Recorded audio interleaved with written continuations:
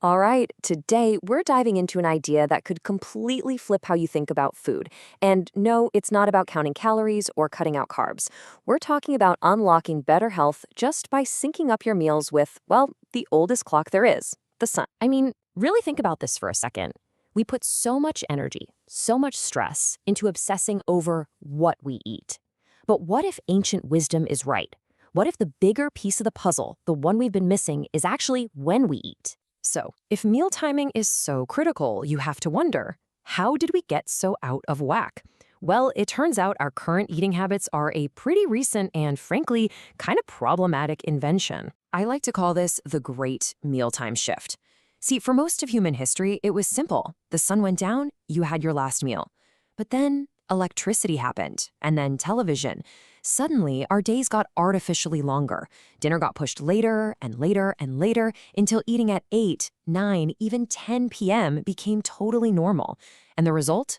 You see it right there, a massive spike in all the digestive issues so many of us struggle with today. Okay, so what if the solution isn't some newfangled diet, but actually looking back? Let's explore an ancient food philosophy that saw this whole thing completely differently. You know what's really fascinating? It's what you don't find in the old Ayurvedic texts. They talk a lot about a morning meal, the pratarash, and an evening meal, the sayamash. But a midday meal or a late night one? Nope, the concepts just aren't there. It wasn't part of their framework at all. So the whole point here isn't about following some super rigid, strict schedule. It's actually based on this one incredibly simple, really intuitive principle. Before you eat, you just ask yourself, has my body actually finished with the last meal?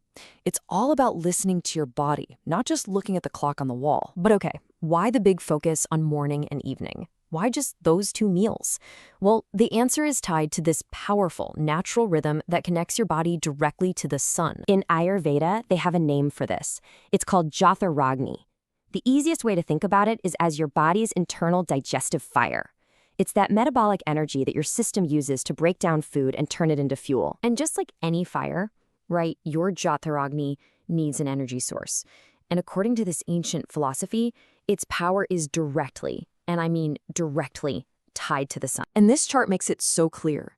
When the sun is rising or it's high in the sky, your digestive fire is roaring. It's strong. But as the sun starts to set, that fire just weakens. And get this, it even explains why Ayurveda suggests eating lighter on cloudy days. When the sun is hidden, your digestive power is at its absolute lowest. It just makes sense, doesn't it? Okay, so that's the big idea. But how does this actually translate into a real schedule for our busy modern lives? Let's break down the difference between what's ideal and what's, realistic. So Ayurveda kind of gives us two paths here. You've got the ideal schedule, which lines up perfectly with that solar clock, eating your first meal between 9 and 10 a.m., and your last one before the sun really goes down. But let's be real, that's tough for a lot of us. And that's why there's this realistic option.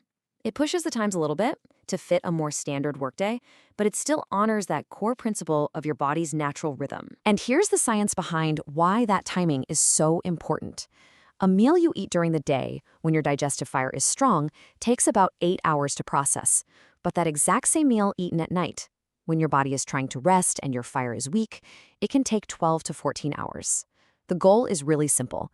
Give your body a head start, so most of that hard digestive work is done before you go to sleep. Okay, but what about those hours in between? What if you get hungry?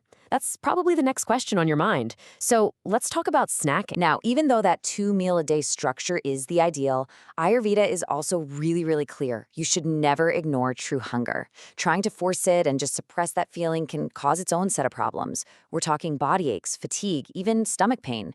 So snacking isn't off limits, it just needs to be done. So if you really feel like you need a snack, here's a super simple 4-step guide. First, just assess it.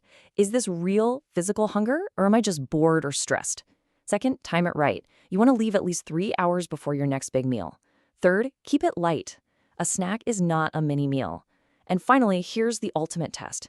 You should still feel hungry for your actual meal. If you don't, that snack was probably too much. As we start to wrap this up, it's really important to see that this whole philosophy, it's about more than just when you eat.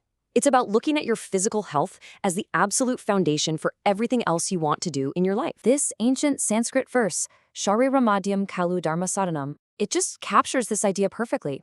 It basically means The body is the primary instrument for a fulfilling life. In other words, taking care of your physical self isn't selfish. It's the necessary first step to achieving your bigger purpose, whatever that might be. So I'll leave you with this question. Look, you don't have to go and completely overhaul your entire life overnight. But what's one small adjustment you could try? Maybe it's just eating dinner 30 minutes earlier, or maybe having a slightly lighter meal after the sun goes down. Just start with one small change. Because reconnecting with your body's natural clock, it might just be the simplest but most powerful health decision you ever make.